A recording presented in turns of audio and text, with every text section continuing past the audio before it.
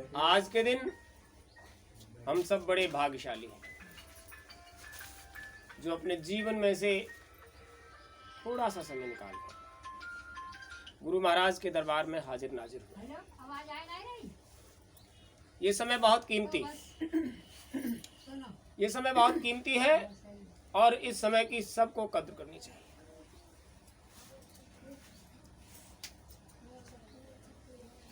समय ईश्वर का प्रतिबिंब है। समय मालिक से जुड़ा हुआ है। समय को काल भी कहते हैं। वो अपनी गति से ही चलता है।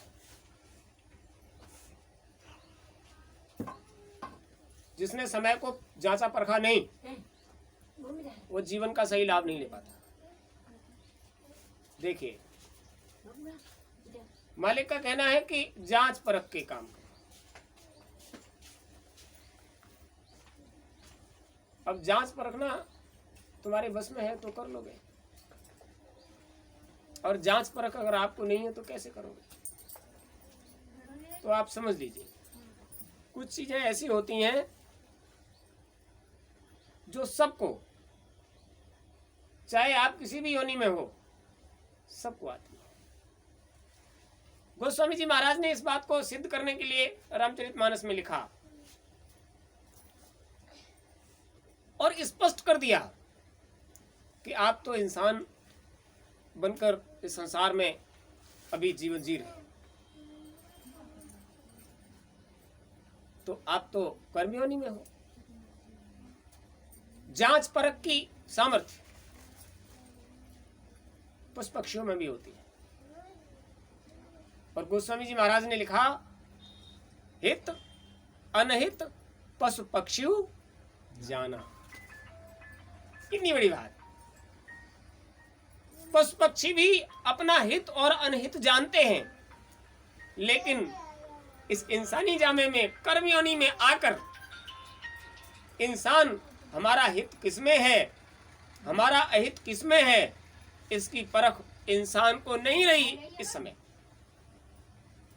जब इस समय ये परख पहचान नहीं रही कि हित अनहित हमारा कैसे किसमें है, तो आप अच्छे या पशु पक्षी अच्छे?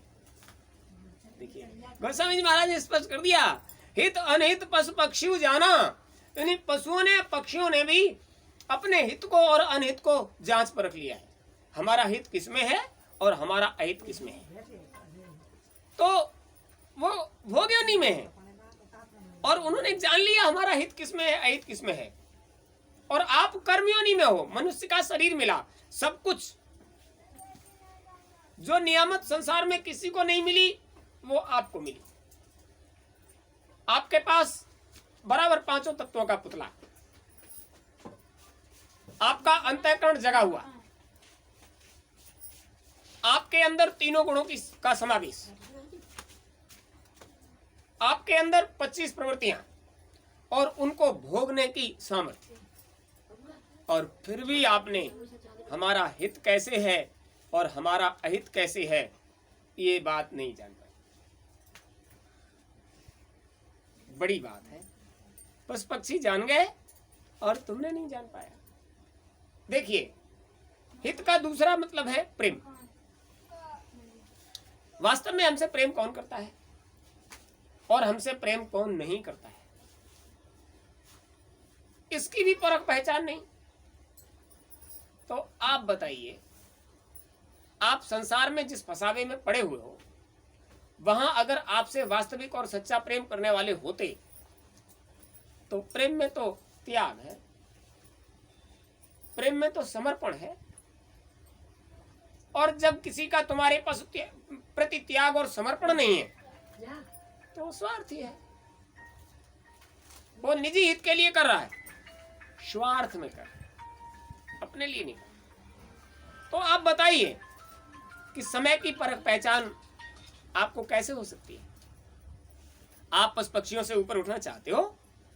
आप ये जानना चाहते हो कि वास्तव में हम संसार में क्यों आए? अभी आप सुन रहे थे, भैया प्रार्थना कर रहे थे। उस प्रार्थना में एक बंद था बोल,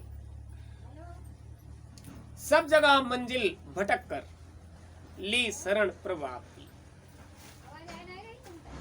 अरे जब तक आपको परख पहचान नहीं हुई तो जो भी दिखाई दिया वही मंजिल दिखाई दी और भटक कर वहीं चले गए। यहाँ भटके, वहां भटके, जहां जहां जाना समझा वहां भटके, और जब कहीं भी साधन सिद्ध नहीं हो पाया तो फिर ये सोचकर आ गए हो सकता है इधर हो जाए। अगर आपको परख पहचान होती उस वक्त जब काल और माया तुमको भटका रहा था, उस वक्त तुम्हें परख पहचान होती तो उसी वक्त इधर आ गए होते, और इतना जो भटकाव हुआ ये भटकना नहीं।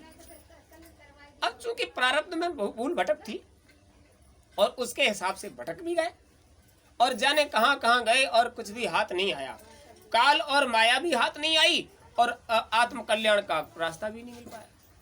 अरे जिस काल के देश में रह रहे हो उस काल का के देश का पर कुछ वर्चस्व हो जाता, आपका कुछ माया हाथ लग जाती तो भी ठीक था, और उधर से भी कुछ मिला नहीं। और आधी छोड़ एक को धाये, आधी मिली न पूरी पाए। आधी भी हाथ में नहीं आई और पूरी भी हाथ में नहीं आई, अरे बराबर जहाँ थे वहां। तो खूब समझ लीजिए, इस भूल भटक से अब बच जाइए। वास्तव में जिस काम से आए हो वो काम है अपना हित। जो लोग स्वार्थी हैं वो काल माया के देश में आकर काल माया में ही अपना हित समझते हैं। अरे काल माया का तो देश है ही, काल मतलब समय का, समय के हिसाब से चलना पड़ता है, और समय के हिसाब से नहीं चलोगे तो समय तुम्हें बख्शेगा नहीं। समय के हिसाब से, काल के हिसाब से चलना पड़ेगा, समय के हिसाब से चलना पड़ेगा। परख पहचान करनी पड़ेगी कैसा समय है और हमें कैसा व्यवहार करना चाहिए। और माया का देश है। अब माया का देश है तो जो कुछ आप देख रहे हो, गो गोचर जहां लग मन जाई वहां लग माया जानो भाई। जहां तक तुम्हारी इंद्रियों से दृष्टि जा रही है, जहां तक तुम्हारे अंतःकरण की निचली सोच और समझ है, ये निचली सोच समझ है संसार। हमारे अंतःकरण की निचली सोच और समझ है ये संसार। जब उचली सोच हो जाएगी, जब ऊंचा सोच हो जाएगी, जब ऊपर से उसका संबंध हो जाएगा अंतःकरण पर, तो ये जो निचली सोच है अपने आप ही अंतःकरण से निकल जाएगी। ये हमारे अपने, ये हमारे बच्चे, ये हमारा पति, ये हमारी पत्नी, ये हमारे रिश्तेदार, ये संबंधी।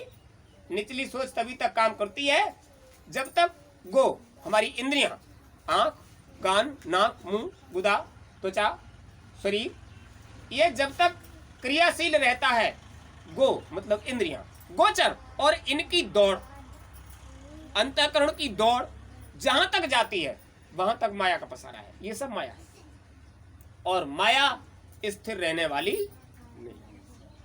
आप कितना भी धन कमा लीजिए, धन कमाकर घर पे रखते हो, ये तो अच्छा है कि आप लोग बड़े समझदार हो, वो घर पर ही रखा रहता है। सबके घर पर ही रखा है, जो आज तक कमाया वो घर पर रखा हुआ है, किसी ने खर्च तो नहीं किया, किसी के पास नहीं है। इसका मतलब ये है कि आप कितना भी परिश्रम करो, जो माया है उसका स्वभाव इतना चंचल है कि तुम कितना भी कस के पकड़ो और फिर भी वो हाथ से, जब तुम्हारी होने वाली नहीं है तो उसके पीछे भागते काहे को। हाँ इतना जरूर है, वो जब तक तुम्हारी रहती है तब तक वो तुम्हारे पास रहती है, लेकिन जब वो दूसरे के आगोश में जाती है तो तुम्हें कुछ न कुछ देकर, जब दूसरे का बना देते हो उसे तो तुम्हें कुछ न कुछ देकर जाती है बदले में। क्यों देकर जाती है? उसको मालूम है ये काल और मेरा देश है, और यहाँ का नियम है कि यहाँ बदला देना। परिश्रम से जिस माया को तुमने अपनी आगोश में लिया, जिसको संजोया, जिसको जुटाया, और वो माया जब तुम्हारे पास रही तो तुम्हें उससे बहुत स्नेह रहा, लेकिन जब उससे भी ज्यादा स्नेह किसी दूसरी चीज से हो गया तो तुमने माया दे दी और वो चीज, इसका मतलब आपको माया से ज्यादा स्नेह नहीं है, आपको माया से भरपूर स्नेह है, लेकिन जब उससे भी ज्यादा स्नेह वाली चीज आपके अंतःकरण पर कोई छप जाती है तो माया का स्नेह अपने आप छोटा पड़ जाता है और उस चीज का स्नेह बढ़ जाता है। फिर सोच लेता हूँ 100-200 रुपया मायना देखेंगे, चीज बन रही है। क्यों नहीं देखोगे, वो माया है। अरे क्यों नहीं देखोगे, अब चीज बन रही है, मतलब उससे भी ज्यादा स्नेह उस चीज से हो जाता है जो हमारे व्यवहार में आने वाली है, तब माया का स्नेह छोटा पड़ जाता है और उसे त्यागने में तुम्हें कोई गुरेज वो बदले में ले लेते हो। और माया भी सोचती है कि आज इसका स्नेह हमसे छूट रहा है, आज तक इसने बड़े परिश्रम, बड़े समावेश के साथ हमको रखा, सम आवेश के साथ, यानी कितना भी आवेश में आया लेकिन हमारे लिए सम बढ़िया व्यवहार किया, अच्छा अपने सीने से लगा कर रखा। पैसे वैसे को आप लोग कहाँ रखते हो? आपके पास जेब नहीं है फिर भी रख लिया, सीने से लगा के रखा। उस चीज को आप सीने से लगा के रखते हो जो खरीदते हो। अभी भैंस खरीदी उसको सीने से लगा के रखते हो? नहीं, लेकिन सीने में जो चीज है उससे उसका लगाव जरूर रहता है। जो हमारी भैंस बड़े बहुत रुपये में लाई, हृदय का उद्गार तो उसके लिए होता है, लेकिन वो रखने वाली चीज नहीं। माया तो रखने वाली चीज थी तो छुपा के रख लिया, लेकिन वो जो चीज बड़ी है उसको आप हर वक्त गले से नहीं लगा सकते, तो आपका हृदय फिर भी उसके प्रति हर वक्त उस पर नजर रहती है। अब देखिए, तो इसका मतलब है कि माया बड़ी चीज नहीं है। माया से व्यवहार में आने वाली सुगमता देने वाली, सुख देने वाली, सरलता देने वाली, चैन अमन देने वाली, सुकून देने वाली चीजें बहुत हैं, जिनके आगे माया छोटी पड़ जाती है। और जितना भी इकट्ठा कर लो आप उसको त्यागने में ही समझते हो कि अब चलो चैन मिल गया। याद रहे, सेवा भोजन दान में कबू न कीजिए तोष। तोष मतलब संतुष्ट नहीं होना चाहिए। बहुत सी चीजें हैं सेवा करने में। जब आप किसी की सेवा कर रहे हो, बहू सास की सेवा करे और सोचे कि कब डुकरिया का एक जान, तो आप समझ लीजिए उसके हाथ जो चल रहे होंगे तो ऐसे रखेगी और हाथ कम दबाएगी, शरीर ज्यादा हिलाएगी, तो सास कहने लग जाए। और जब मन से सेवा करेगी, मन से सेवा करेगी तो वास्तव में उसका व्यवहार ऐसा होगा कि थोड़ी देर में ही कहने लग जाएगी अब हमारे शरीर का को आराम मिल गया, अब तुम घंटों बैठे रहो, झीका लेते रहो। तो क्या वो कह देगी? जब तक सेवा कराने वाले को संतुष्टि नहीं मिलेगी तब तक वो तुमसे ये नहीं कहेगा जाओ। अब वही काम जो घंटे भर करना है वो 5, 10, 15 मिनट में ही कर डालिए, सेवा वाले को यकीन हो जाएगा कि आपने मन से व्यवहार किया है और हम संतुष्ट हो गए। तो जब तक संतुष्टि नहीं मिलती तब तक सेवा का कोई मतलब, संतुष्टि मिलने पर मतलब हल हो जाता है। तो आप सोचिए, आप व्यवहार करते हो, आप व्यवहार करते हो तो सेवा करने में मन से करो। भोजन करने में, भोजन आपके करने में नहीं, भोजन दूसरे को कराने। कोई भोजन करने बैठ गया, हमने देखा एक प्रेमी के यहाँ एक कार्यक्रम में गए थे तो उनका कार्यक्रम कराना था तो हमने कर दिया। अब चूंकि हमारा तो संबंध इस चीज से होता ही नहीं है। वैसे कहावत यह है कि वो पंडित भी क्या जिसका हाथ सूखा और पंडित भूखा। भोजन करने के बाद उसका हाथ धुलवाइए और हाथ सूखे कि पंडित को फिर भूख आ गई। अरे वो पंडित है जो इतना खाना खाने की सामर्थ्य रखता हो।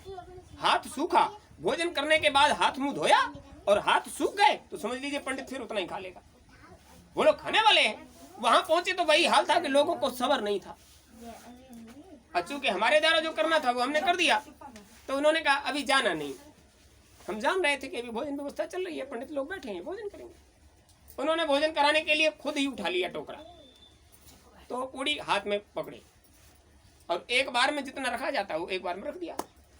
और दूसरी बार लेकर निकले तो एक एक फिर रख दिया। और फिर जब तीसरी बार निकले, मतलब भोजन का शुरुआती हो पाया था, 2-2 पूड़ियाँ, एक एक पूड़ी, छोटी छोटी पूड़ियाँ। और उसके बाद जब निकले तीसरी बार तो वो मुंह के सामने ऐसे हिलाए, और लोगे और लोगे और लोगे। अब कितनी देर तक करोगे? हाँ हाँ, एक बार कहोगे, 2 बार कहोगे, 4 बार कहोगे, तो जब मुंह के आगे हिलाकर पूछोगे और लोगे तो लेने वाला क्या कहेगा? लेने वाला क्या कहेगा? अरे संकोच करेगा, अभी से शुरुआत हुई और ये तो हिलाने लगे मुंह के और लोगे, तो संकोच तो करेगा। हम तमाशा देख रहे थे बैठकर। इसका मतलब ये है कि आप कितना भी करिए, अब भोजन करने वाला संतुष्ट होने वाला और तुम्हारे भोजन कराने का अब कोई मतलब। अरे वो मना करे फिर भी आप रखो, भाई हमारे यहाँ से मतलब संतुष्ट होकर चाहिए, ये कायदा है भोजन कराने का। तो जब तक वो मना करने लग जाए फिर भी उसको भोजन कराने का प्रयास करो, ताकि वो ये कहे अरे भाई बड़ी खुशामदी, चाहे कैसा भी या भोजन जैसा भी आ जाए। कुछ चीजें ऐसी होती हैं जिनमें संतुष्ट रहना चाहिए, कुछ चीजें ऐसी होती हैं जिनमें सबको संतुष्ट रहना चाहिए।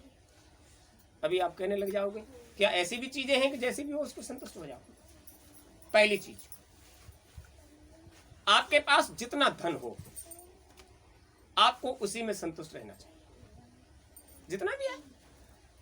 मालिक पेट भर रहा है, तन ढक रहा है, और क्या चाहिए? इससे ज्यादा कोई कुछ करता है? कितना भी बड़ा धनी मानी सही, वो भी पेट ही भरता है और तन को ही ढकता है। जिज्ञासा ये होती है, इच्छा ये होती है, महत्वाकांक्षा ये होती है खूब हो जाए और हो धन और हो, लेकिन वो कितना भी इकट्ठा कर ले धन खाने वाला सौदा तो है नहीं। पेट ही भरेगा और तन ही ढकेगा तो आप में ये बात आ जाएगी कि इतना ही बहुत है। आप उन भूखा ना रहे, साधुन भूखा जाए। तो आपको संतुष्ट रहना चाहिए, जितना धन हो उसी में संतुष्ट हो जाए। दूसरी चीज, भोजन जैसा भी सामने आ जाए, जैसा भी आ जाए, आपको उसी में संतोष कर लेना चाहिए। जैसा भी भोजन आपके सामने आ जाए आप संतुष्ट हो जाइए, क्योंकि आपके सामने आने से पहले उस भोजन का परमात्मा के लिए भोग लगा है। तो जब परमात्मा ने इसे स्वीकार कर लिया है तो हमें भी इसे स्वीकार कर लेना चाहिए। दोनों बातें, अगर ये दो बातें आपने अपना ली तो संसार समाज के आधे झगड़े खत्म। जितना धन हो उसमें संतुष्टि, जैसा भोजन हो उसी में संतुष्टि, और पति और पत्नी जैसी भी है आप उसी में संतुष्ट हो जाए। रूप स्वरूप कुरूप, लूला लंगड़ा, अंधा बहरा, दोनों में से कोई भी।